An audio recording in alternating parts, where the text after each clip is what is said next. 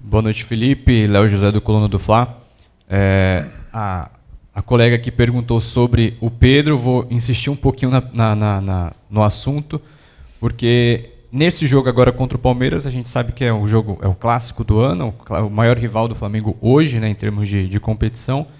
E o Pedro é o Pedro, né? Então, queria saber se você já planeja um time do Flamengo, a escalação do Flamengo, já com o Pedro no time titular, ou você ainda vai fazer avaliação entre ele, Bruno Henrique ou algum outro? Não. Primeiro que eu não diria aqui, né? Mas quando eu sento e analiso e estudo o adversário, eu escolho o que eu acredito que é o melhor para a equipe. Para a equipe, para o Flamengo. Não penso no que é melhor para o Pedro, para o Arrascaeta, para o Gerson, para o Bruno. Penso no que é melhor para a equipe, o que a equipe o que a equipe precisa para poder vencer o jogo. E a partir disso aí, como eu já falei para vocês, eu tomo as minhas decisões, durmo muito tranquilo e, como eu sempre falo, sempre colocando a equipe acima de tudo. Boa noite, Felipe. Bruna Medeiros, do Desfla. O Lohan hoje voltou a jogar depois de um longo período no Sub-20. Eu queria que você dissesse quais as principais mudanças que você espera depois desse período e o quão importante pode ter sido para a evolução dele, para ele poder te ajudar aí no time. Impressionante, né? Mas falei já do Lohan 2 perguntas na outra coletiva, e uma antes do jogo, foram 3 no outro jogo. E falo a mesma coisa que eu falo sempre.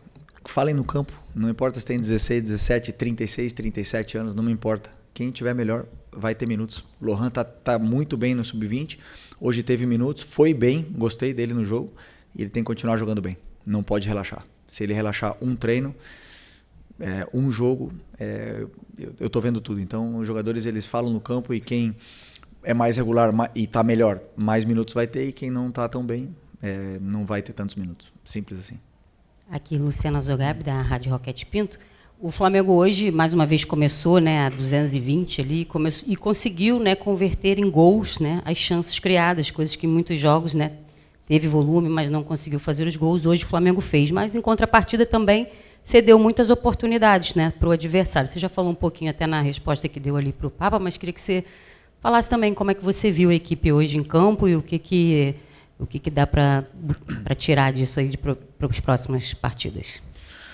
Não, eu acredito que foi um bom jogo. O Botafogo da Paraíba tem um time muito bem trabalhado, uma linha muito bem organizada, principalmente dos meio-campistas, não davam muitos espaços para a gente poder filtrar passes. Tentamos filtrar muitos passes por dentro, acabou amarrando. O jogo estava talvez um pouco mais por fora. Como foi o gol do Pedro, começou uma jogada por fora, circulamos e tudo mais. E depois, com o resultado, com 2-0, eu senti que começamos a perder duelos, né? Alguns duelos individuais, tanto ofensivos como defensivos. Esses duelos não eram no mesmo nível que quando estava 0-0. Não digo que é normal, mas eu digo que pode-se entender pelo resultado do primeiro jogo, pelo resultado do segundo, pelo como estava acontecendo o jogo. E nenhum time do mundo, se você deixa jogar, não vai jogar. Eles jogam, sabem jogar, sabem chegar, sabem te machucar, sabem chegar até no teu gol. E foi assim que sofremos o primeiro gol. Então, eu acredito que foi mais por um momento de... Não digo que relaxamos, mas não era na mesma intensidade dos duelos. O Botafogo conseguiu chegar e fazer essas chances de gol. Felipe, aqui, Bruno Vilafranca, da Rede Multiflá. Queria que você fizesse uma análise do jogo do Varela, né, que não tem tantas oportunidades assim, mas hoje contribuiu bastante. No domingo ele já ajudou numa posição, não sei nem se você já tinha treinado ele naquela posição, jogando ali muito mais centralizado, como um volante mesmo, ou se foi uma situação de momento, mas falando mais de hoje.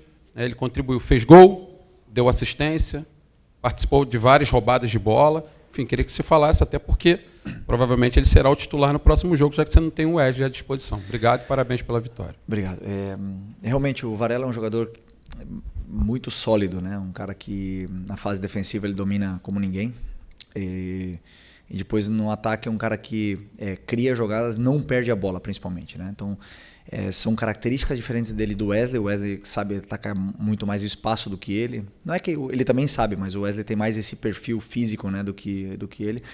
mas ele tem outro perfil que é mais associativo com os companheiros, é um cara que treina sempre bem, sempre, mesmo quando joga, quando não joga, tá sempre da mesma forma, um cara importantíssimo para o grupo, para a equipe, é um dos caras mais líderes desse elenco, falando menos, é um dos que menos fala, mas é um dos que mais líderes, todo mundo se espelha nele, porque é um líder com atitude e muito importante para mim também. Então, desses jogadores assim que todo treinador gosta de ter no elenco, e não é à toa que tem tanta história na carreira dele. Né?